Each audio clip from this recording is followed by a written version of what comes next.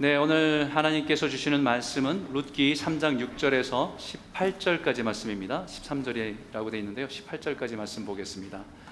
룻기 3장 6절에서 18절까지 말씀, 일곱 번째의 룻기의 말씀을 가지고 여러분과 함께 말씀을 나누려고 합니다. 제가 한 절, 여러분 한 절 읽겠습니다. 그가 타작 마당으로 내려가서 시어머니 명령대로 다 하니라.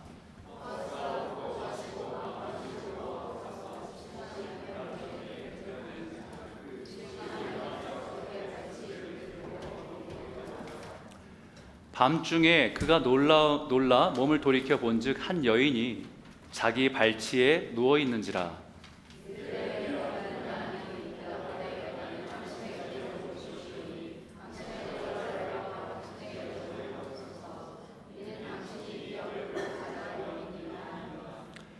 그가 이르되 내 딸아, 여호와께서 내게 복 주시기를 원하노라. 내가 가난하건 부하건 젊은 자를 따르지 아니하였으니 네가 베푼 인애가 처음보다 나중이 더하도다.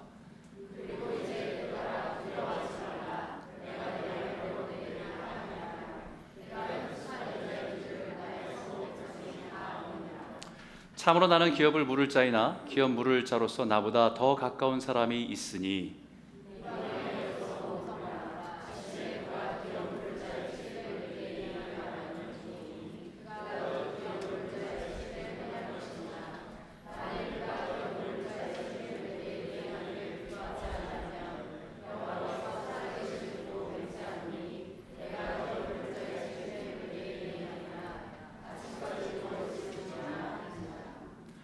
룻이 새벽까지 그의 발치에 누웠다가 사람이 서로 알아보기 어려울 때에 일어났으니 보아스가 말하기를 여인이 타작마당에 들어온 것을 사람이 알지 못하여야 할 것이라 하였습니다.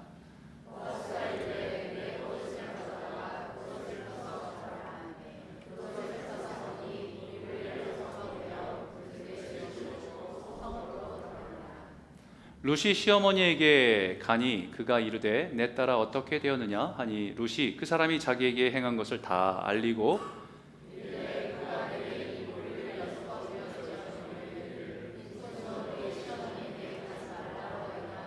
같이 읽겠습니다. 이에 시어머니가 이르되 내 딸아 이 사건이 어떻게 될지 알기까지 앉아 있으라. 그 사람이 오늘 이 일을 성취하기 전에는 쉬지 아니하리라 하니라. 아멘. 여러분, 우리가 성경을 읽다 보면 오해하는 경우가 있습니다.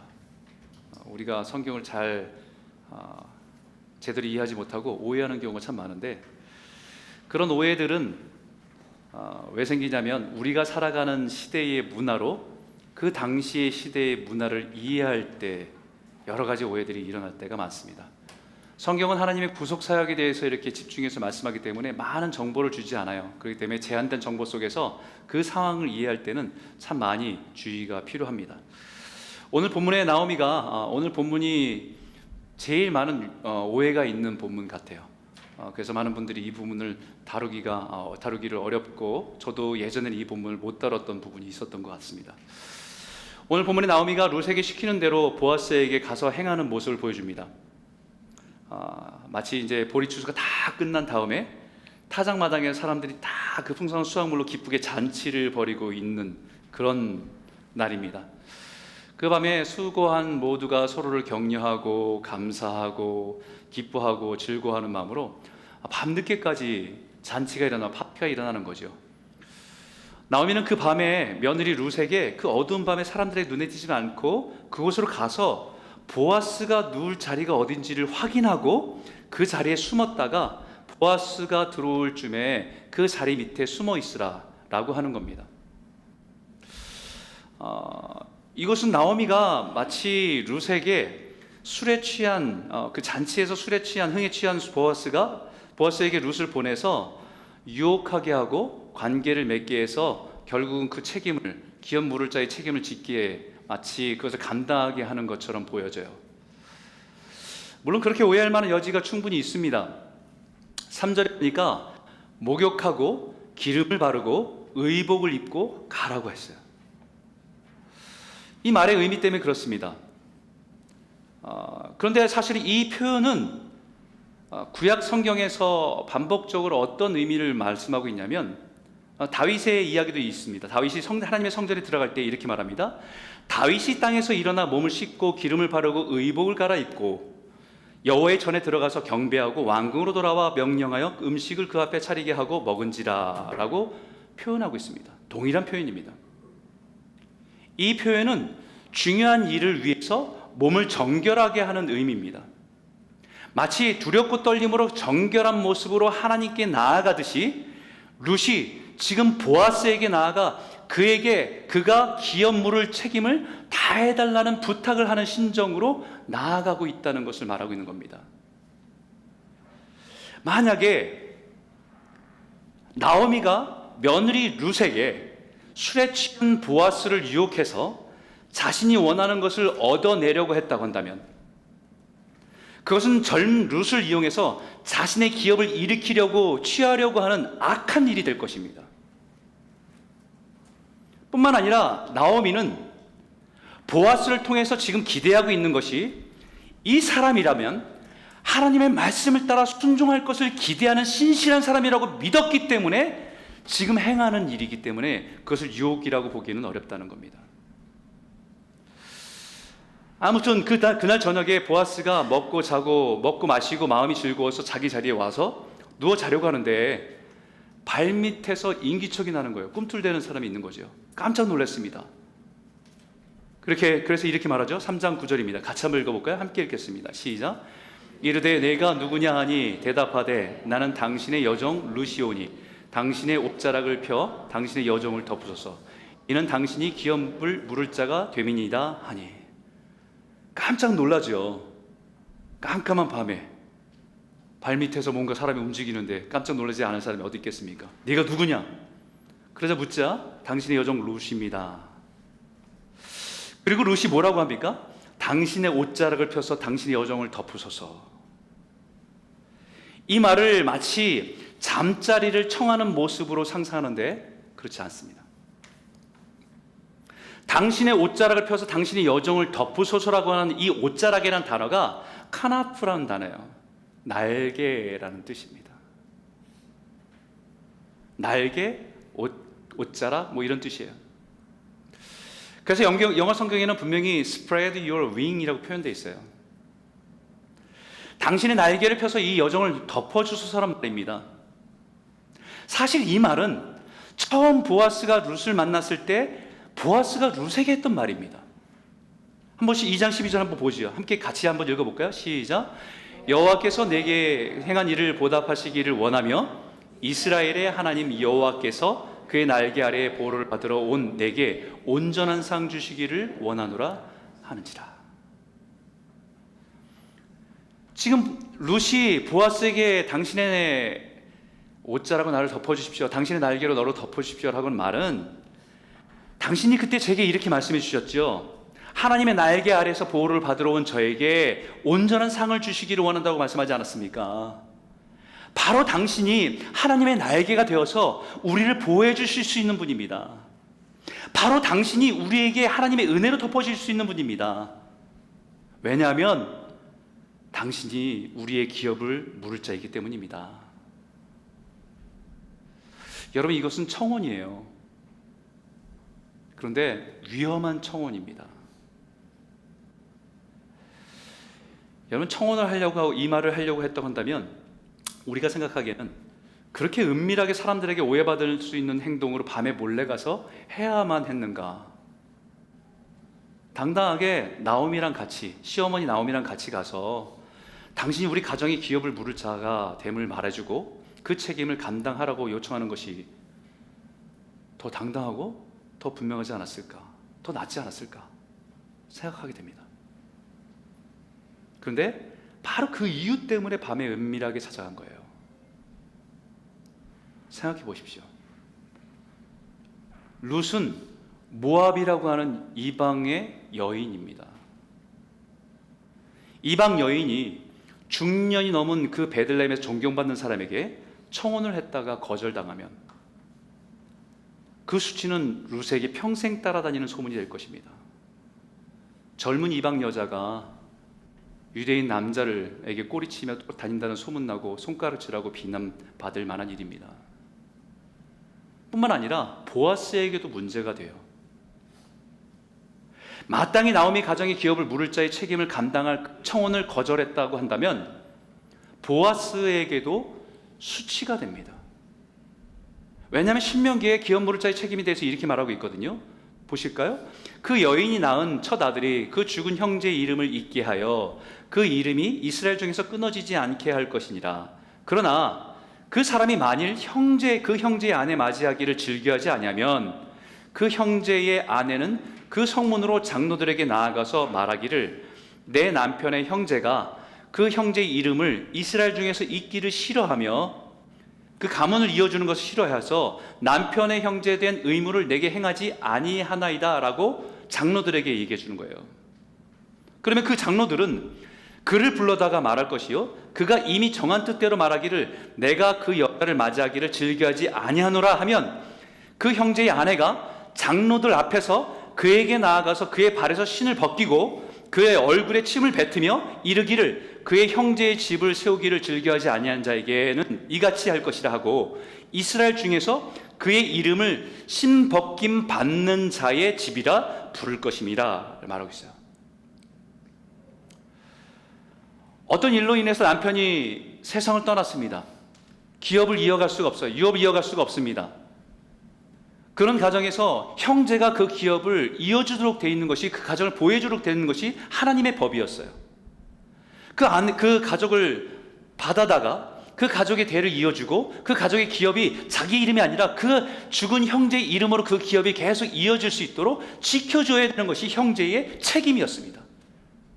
근데 어떤 이유로든지 그것에 대해서 싫다고 얘기하면, 안 한다고 얘기하면, 경제적인 이유든 어떤 이유로 안 한다고 한다면 그 책임을 회피한 사로서 장로들에 의해서 인정받고 모든 유대인들에게 비난을 받게 돼 있다는 것입니다.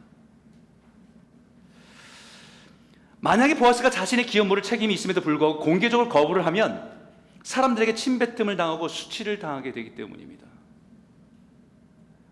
그래서 밤에 은밀하게 찾아간 거예요.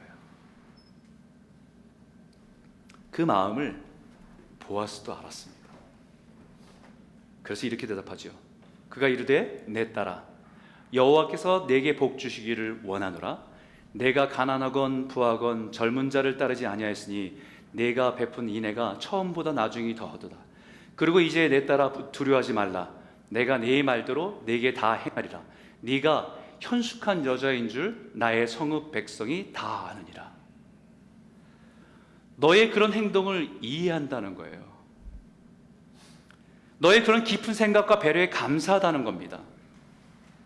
은밀하게 밤에 찾아오는 것을 술 취함을 이용해서 자신의 목적을 이루려고 하는 음란한 여인으로 오해하지 않는다는 것입니다. 나는 당신이 현숙한 여인임을 알고 있고 이 성읍에 있는 모든 사람들도 그렇게 알고 있다라고 칭찬해주고 있는 것이에요. 그럼 얼마든지 오해받을 만한 상황조차도 시어머니의 말을 따라 순종하는 걸 보면 참으로 너는 시어머니에 대한 그 사랑이 참으로 대단하다는 것을 말하고 있는 것입니다. 바로 그 룻의 행동을 보면서 시어머니를 향한 룻이 보여준 인애가 헤세드, 인애라고 하는 이 말이 헤세드입니다. 그 인애, 네 시어머니에 보여준 그 사랑이 너무 크다는 것을 말하고 있는 거예요.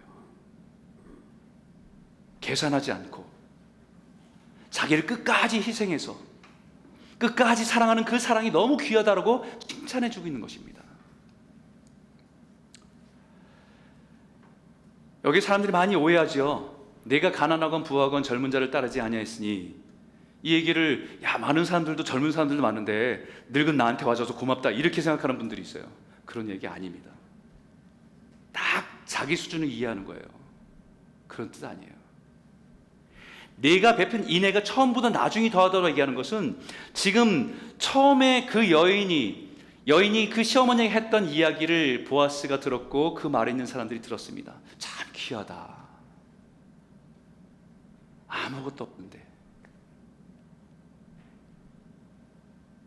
재산도 없고 남편도 없는데, 얼마든지 젊어서 이제 그 땅에서, 모압 땅에서 젊은 사람들 찾아서 또 부유한 사람 찾아서 새로 시작한다고 한다면 얼마든지 그런 가능성이 있을 텐데, 그 불쌍한 나오미를, 시어머니를 따라서 이국 땅에 함께 와서 살아간다고 하니 참 그 사랑이 참 귀하다. 그게 처음 들었던 사랑이었어요. 그런데 지금 보니까 그런 오해받을 있는 상황 속에서도 그 시어머니의 말을 따라서 순종하는 그 모습이 더 귀하다. 처음 사랑보다 나중 사랑이 더 크다는 거예요. 그럼에도 불구하고 나이가 많은 자신을 찾아 청혼하는 것은 죽은 남편과 시어머니 가문을 살리고 그 기업을 살리기 위한 자기 희생에서 나온 헤세드의 사랑의 실천인 것을 본다는 것입니다. 보아스가요, 하나님의 인애, 하나님의 헤세드라고 하는 그 사랑을 유대인에게서 못 봤는데 지금 이방 여인에게서 보았다고 놀라는 겁니다.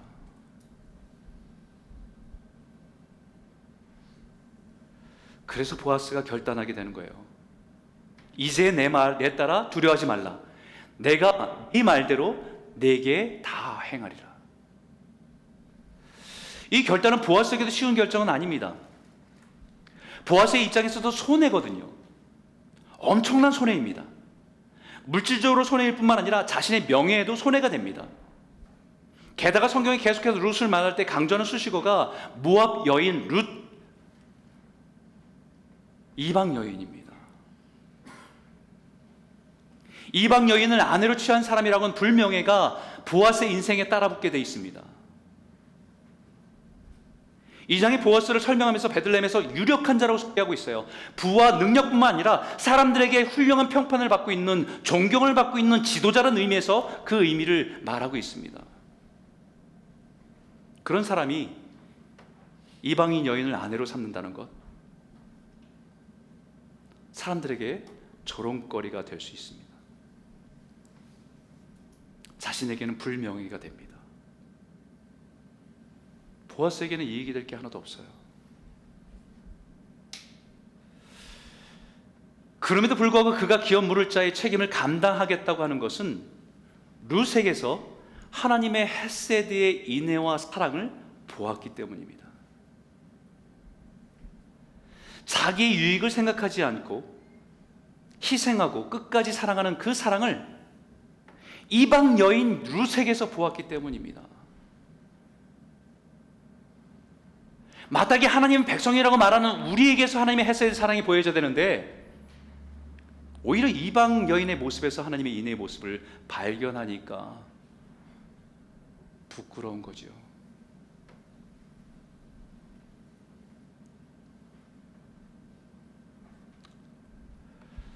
우리도 살아가다 보면 예수 믿지 않는데, 교회도 다니지 않는데 그 성품이 너무 아름다워서 그 사랑과 자비가 풍성하신 분들이 있잖아요. 그런 분을 보면 우리가 부끄러워지죠. 우리는 하나님의 백성으로 하나님의 은혜로 그 사랑 가운데 살아가는 사람들인데 우리들의 모습은 이기적이고 계산 빠르고 그런 모습을 더 많이 우리가 보고 있는데, 우리는 그렇게 세상에 하나님 모르는데 그렇게 살아가는 사람 보면 부끄러워집니다. 그리고 다짐해야죠. 우리가 그리스도인답게 살아야 되겠구나. 저와 여러분이 만나고 싶은 주제는, 그리스도인은요 세상 유익과 즐거움을 따라 살아가는 것이 아니죠. 우리는 끊임없이 하나님의 은혜, 하나님의 인애를 따라 살아가고 또 우리의 삶을 통해서 하나님의 인애와 사랑을 전하는 자로 살아가는 겁니다. 이것은 오늘 우리에게도 주는 영적인 교훈이 있어요. 우리가 무엇을 쫓아가며 살아갈 것인가? 그리스도인이라 하면서 세상을 따라서 이익을 따라서 살아가면서 우리는 다른 조건과 상황이 있는 사람들 보면 우리는 판단하고 비판할 때가 얼마나 많은지 모릅니다. 오히려 그들의 모습에서 하나님의 인애와 사랑을 보면서 부끄러울 줄 알아야 되죠. 우리는 하나님의 자녀, 하나님의 기업이라고 하면서 그 기업을 이을 자로 책임을 회피하고 살아가면서 유익만 취하려고 하는 우리의 모습이 얼마나 세상 사람이 볼 때는 이율배반적인 모습이겠습니까? 이방령이 룻을 통해서 하나님의 인애를 발견하고 깨달아 하나님의 기업을 이을 자의 책임을 마땅히 감당할 것을 선포하며 믿음으로 살아가는 저와 여러분 모두가 되시길 주의 이름으로 축원합니다. 따라가기 싫은가요? 믿음으로 따라가실 주님의 이름으로 축원합니다. 근데 한 가지 문제가 있어요. 보아스가 이렇게 말합니다. 참으로 나는 기업을 물을 자이나 기업 물을 자로서 나보다 더 가까운 사람이 있으니, 나는 당신의 가족의 기업 물을 자입니다. 이 기업 물을 자를 영어로는 covenant redeemer예요. 약속을 통해서 그것을 구속해 내주는 사람, 약속을 지키기 위해서 그 구속의 사역을 이뤄가는 사람이란 뜻입니다. 리디머예요. 하나님의 약속을 당신의 약속대로 당신의 가족을 구원해야 될 사람입니다.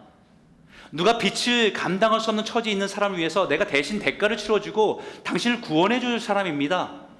그것은 나의 책임입니다. 내가 감당해야 될 책임입니다.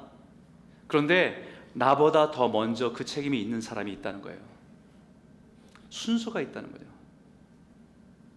나름 뭐 족보 같은 게 있는 것 같아요. 13절에 보니까 여기 한번 같이 한번 읽어볼까요? 함께 읽겠습니다. 시작. 이 밤에 여기서 머무르라. 아침에 그가 기업 물을 자의 책임을 내게 이행하려 하면 좋으니 그가 그 기업 물을 자의 책임을 행할 것이니라.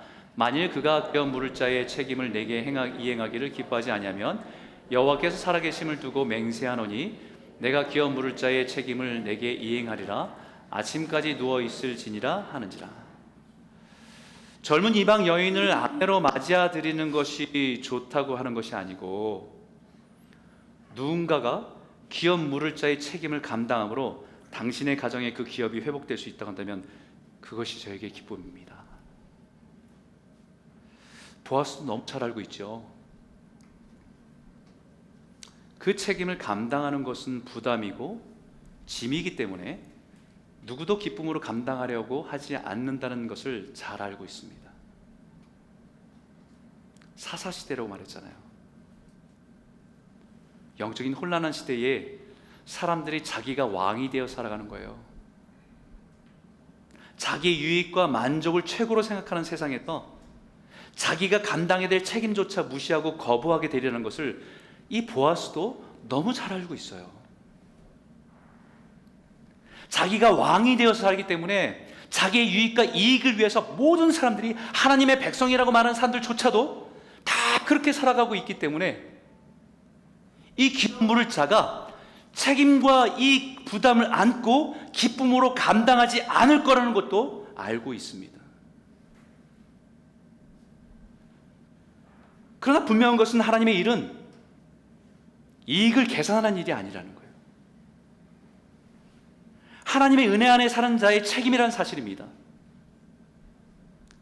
책임은 싫든지 좋든지 감당해야 되는 거예요. 책임은 나에게 부탁하고 맡기신 분을 바라보면서 순종하는 것이기 때문에 그렇습니다.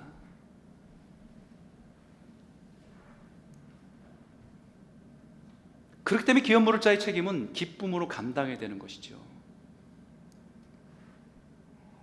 여러분, 우리가 하나님의 뜻에 순종해 살아가는 것들은 대부분 어려워요. 손해봐야 되고요, 희생해야 되고요.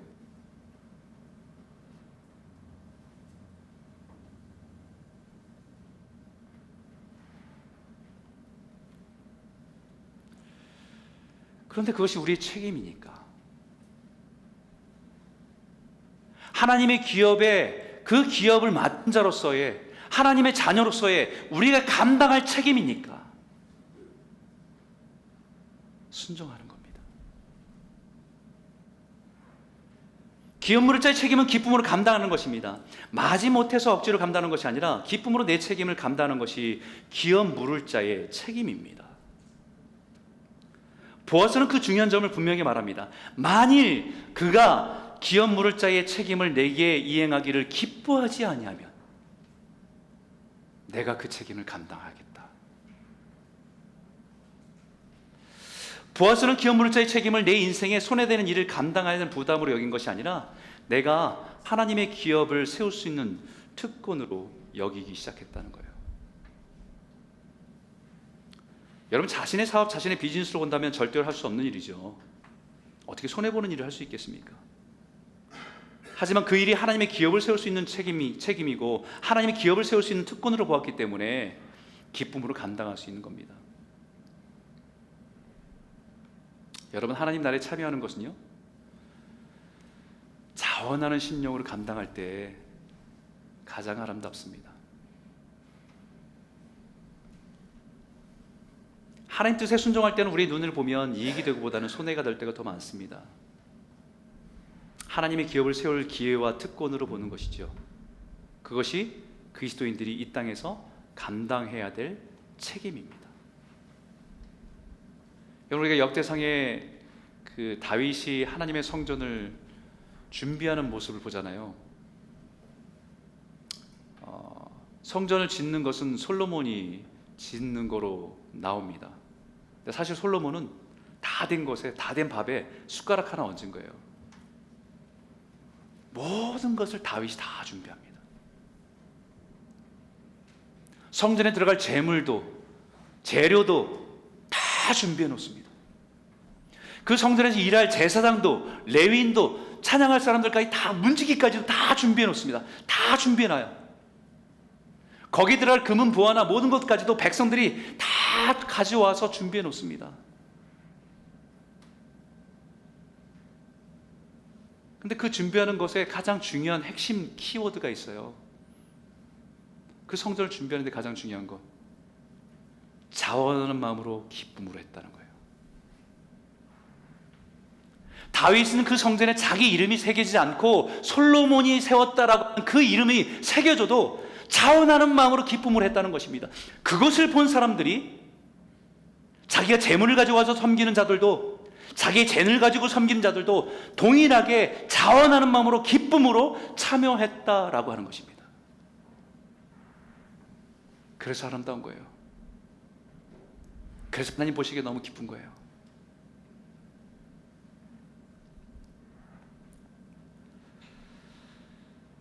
자원하는 마음의 시작은 우리를 향한 하나님의 인의 헤세드를 통해서 시작되는 겁니다. 하나님의 그 사랑을 우리 감격해서 우리 시작하잖아요. 내가 해보겠습니다. 내가 하고 싶어요. 우리를 아낌없이 사랑하는 그 사랑이 너무 고마워서 할 수 있는 것이 자원하는 심령입니다. 아무리 어려워도 힘들어도 자원하는 마음을 할 때는 기쁨이 있어요. 오늘 보아스도 룻을 통해 역사하신 하나님의 인해, 하나님의 사랑을 보면서 다시 깨어납니다. 손해보다는 기업 물을 자의 책임을 감당하는 자원하는 심령으로 기쁨으로 감당하겠다고 하는 것입니다. 여러분, 다윗이 우리아의, 자기 충성스러운 우리아의 아내 밧세바를 취하고 나서 1년 동안에 숨기잖아요. 나단 선지자가 와서 당신이 그 죄인이라고 얘기할 때 통곡하며 회개합니다. 성경에는 눈물로 요를 띄었다고 할 정도로 펑펑 울어요. 그렇게 하면서 쓴 시편이 시편 51편입니다. 거기에 이런 내용이 있어요. 같이 한번 읽어볼까요? 함께 읽겠습니다. 시작. 주의 구원의 즐거움을 내게 회복시키시고 자원하는 심령을 주사 나를 붙드소서. 그리하면 내가 범죄자에게 주의 도를 가르치리니 죄인들이 주께 돌아오리이다. 여러분, 다윗이 제일 고통스러웠던 것은 여전히 왕으로서의 일들을 하고 있었고 성전에 나아가서 마치 거룩한 척하고 있었지만 그 마음에는요, 자원하는 기쁨이 없어요. 억지로 하고 있는 거예요. 그게 너무 고통스러웠어요.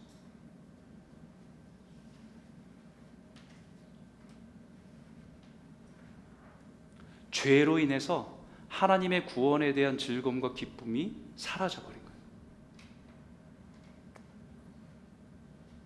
사람들 앞에 보여주는 모습은 보여주고 있죠. 여전히 좋은 왕처럼. 근데 자원하는 마음은 없어졌어.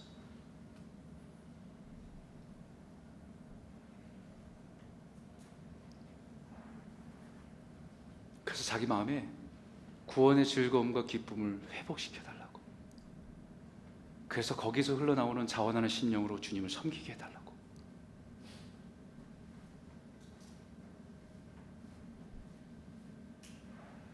억지로 마지 못해 하는 마음이 아니라 힘들어도 어려워도 그 일을 맡기신 주님의 은혜에서 시작된 기쁨과 즐거움이 자원하는 마음으로 감당하게 하는 겁니다. 그 자원하는 마음은요, 힘이 있어요.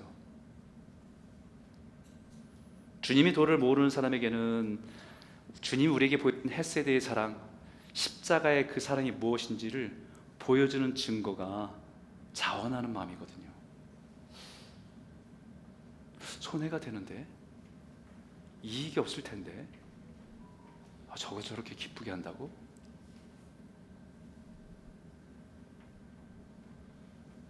그 모습에서 우리를 향한 하나님의 사랑에, 헷세대의 사랑에 조금이나마 닮은 사랑을 본다는 겁니다. 그 길을 보여준다는 거죠. 보아스는 룻을 통해서 그 길을 보았습니다. 얼마든지 자기 유익을 쫓아서 살 수 있지만 그 시어머니, 아무것도 없는 그 시어머니, 인생의 벼랑 끝에 서 있는 그 시어머니를 위해서 자신의 인생을 드리는 그 룻의 모습에서 하나님의 헷세대의 사랑을 발견했다는 겁니다. 심지어는 자기가 그렇게 사람들한테 오해될 만한 그 상황 속에서도 나오미의 말을 따르어 순종하는 그 모습이, 그 모습에서 하나님의 헷세대의 사랑을 보았다는 겁니다.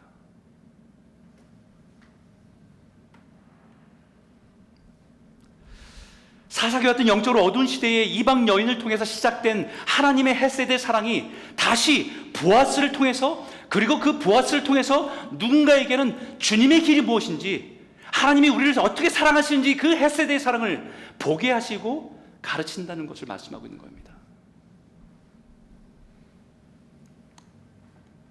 사랑하는 성도 여러분, 우리의 삶이 하나님의 헷세대의 사랑을 조금이나마 보여주는 삶이 되기를 주님의 이름으로 축복합니다. 완전하진 않겠죠. 저마다 자기 이익과 손해를 계산하는 시대 속에서 우리에게 맡겨진 그 책임과 사명을 기쁨과 즐거움으로 감당하는 그 모습을 통해서 하나님의 인애와 사랑을 조금이나마 드러내는 귀한 삶, 그 삶이 주님 보실 때 아름다운 삶 아니겠습니까?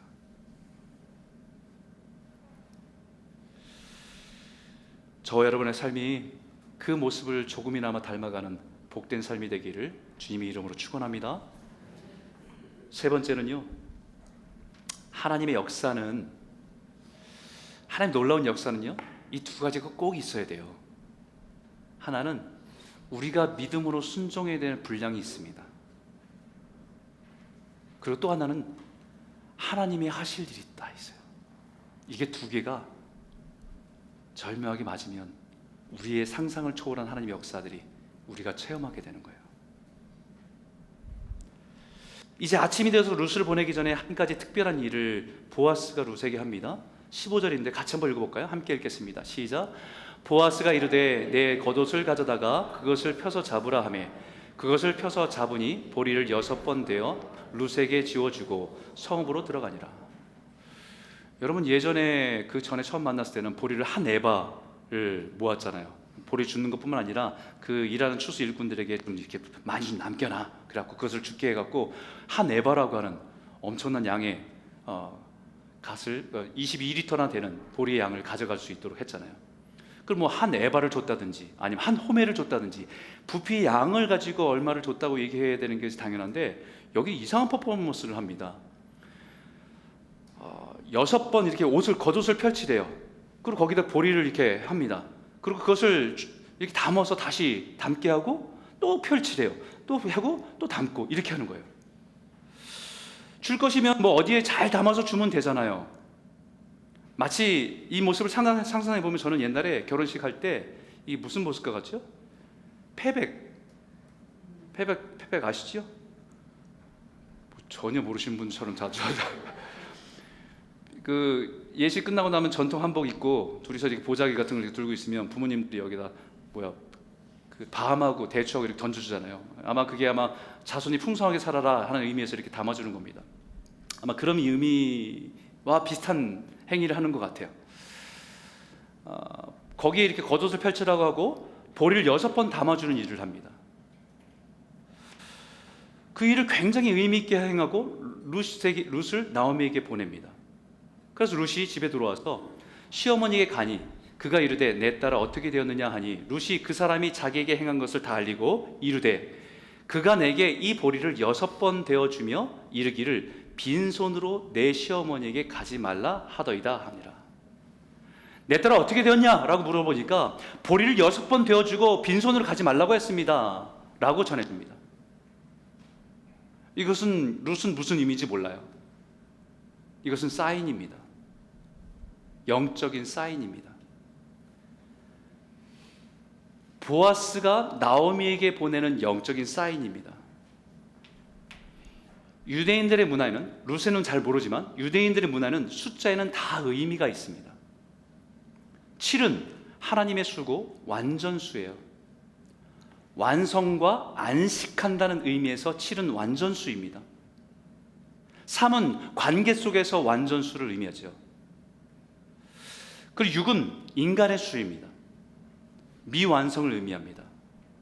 대체적으로 성경의 6은 부정적인 의미로 사용됩니다. 대표적인 부정적인 의미가 성경 계시록에 나오는 666이에요. 인간의 수 3개를 가지고 완성을 이룬다는 것입니다. 관계 속에 완성을 이룬다는 거예요. 하나님의 배제된 상태에서 인간이 모든 것을 완성한다는 것을 의미하는 것이죠. 대부분 부정적인 의미예요. 재미있는 것은 여기에 우리가 살아가는 이 땅에서, 캐나다에서 동성애를 상징하는 것이 뭐죠? 무지개죠. 7빛깔 무지개예요. 동성애 상징하는 무지개는 6색깔인 거 아세요? 누가 짰는지 너무 기가 막혀요. 다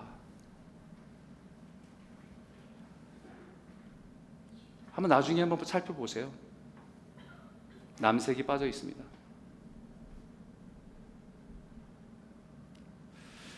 이 얘기를 하는 이유는 6을 긍정적인 의미를 사용할 때는 6은 7로 나아가기 전에 미완성인 상태의 시간을 얘기합니다. 완성의 시간을 들어가기 전에 미완성의 시간을 얘기할 때 6을 얘기해요. 보아스가 나오미에게 전한 영적인 메시지는 보리를 6번 겉옷에 모아서 보낸 의미가 우리가 할 수 있는 일은 다 하겠다는 거예요. 사람이 이 땅에서 할 수 있는 모든 일은 다 하겠다는 것입니다. 그러나 그 일을 완성하시는 분은 하나님이시라는 것입니다.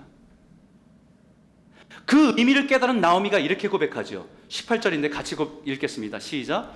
이에 시어머니가 이르되 내 딸아 이 사건이 어떻게 될지 알기까지 앉아있으라. 그 사람이 오늘 이 일을 성취하기 전에는 쉬지 아니하리라 하니라. 내 딸아 이 사건이 어떻게 될지 알기까지는 앉아있으라. 무슨 말입니까 여러분? 이제는 기다리는 시간이다.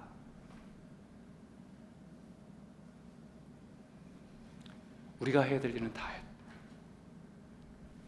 이제는 이 일을 성취하시는 분은 하나님이시기 때문에 하나님이 하신 일을 지켜보자.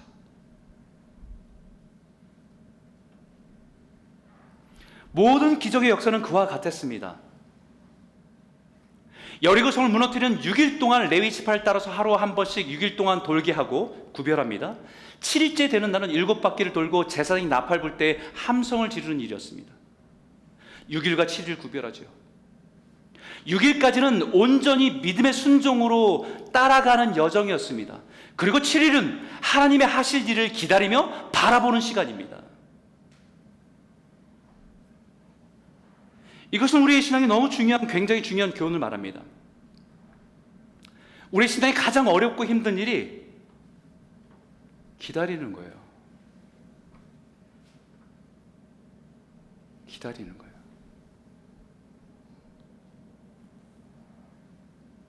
차라리 내가 다 해버리면 제일 편합니다.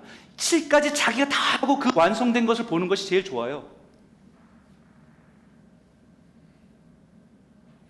그러나 하나님의 역사는 반드시 우리가 온전한 믿음의 순종을 통해서 그것을 충분히 하나님 앞에 나아갈 때 하나님께서 그 가운데 일하신다는 믿음으로 기다림 속에서 하나님의 역사가 완성되기 때문입니다. 많은 사람들이 자기가 7까지 다 채우고 그 안에서 살아가요. 그러니까 자기 한계 속에서 늘 맴돌죠. 하나님이 내 인생 속에 역사하는 걸 한 번도 경험해 볼 수가 없지요. 내 상식과 내 경험을 뛰어넘어서 내 삶 속에 역사하시는 하나님을 경험할 수가 없지요. 7까지 자기 노력으로 자기 생각으로 다 채웠는데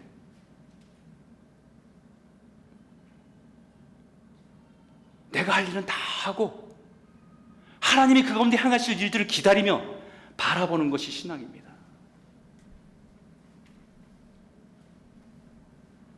하나님이 일하심을 기다리지 못하고 자기가 그 일을 완성하려다가 만든 것이 아브라함의 아들 이삭이 아니라 이스마엘이에요. 자기의 생각으로 약속한 아들을 만들려고 만든 것이 이스마엘이에요. 지금도 고통하잖아요.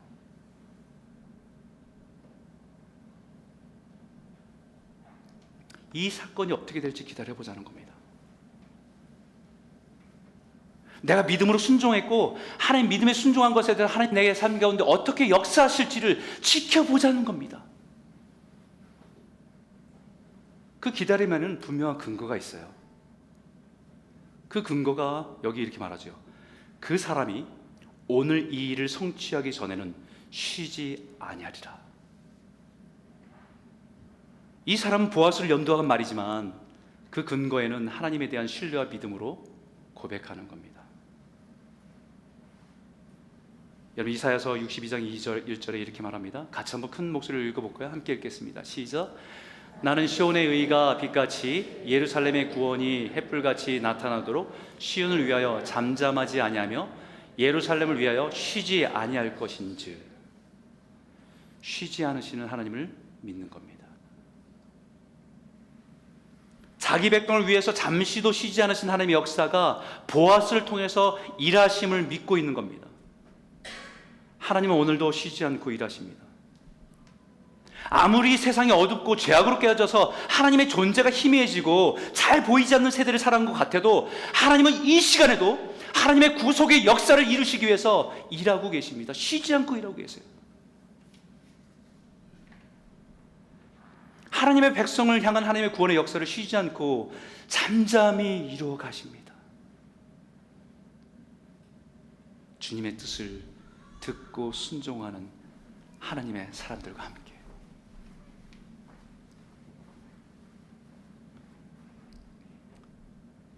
사랑하는 성도 여러분, 오늘 우리 믿음의 눈이 열리기를 주님의 이름으로 축복합니다.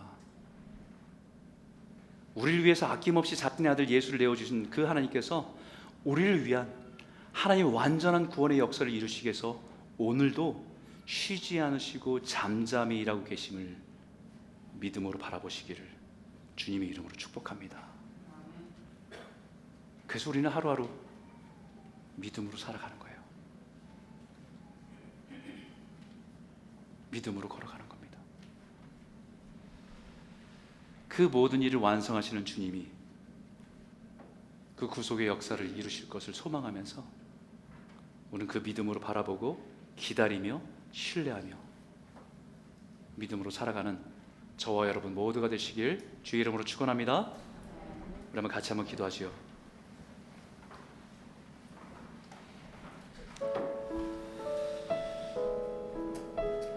하나님, 우리가 살아가는 세상은 자기 중심으로 가득한 세상 속에 살아갑니다.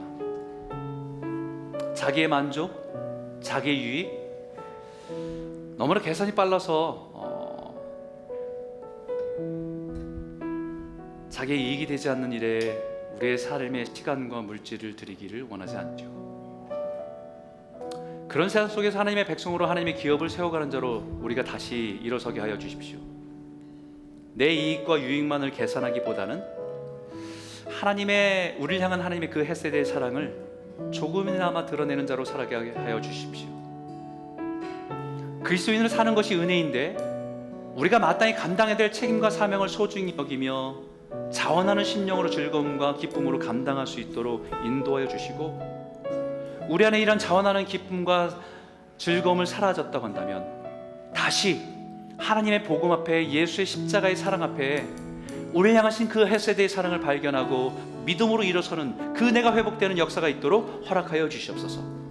주님의 약속을 기다리며 순종의 삶을 살아가게 하셔서 잠잠히 하나님의 때와 능력을 기다리는 마음을 허락하여 주시고, 지금도 우리를 위해 쉬지 않고 일하시는 하나님을 우리가 매일매일 경험하며 살아가는 성도가 될 수 있도록 우리를 인도하여 주시옵소서. 우리 한번 같이 한번 기도하기 원합니다. 함께 기도하겠습니다.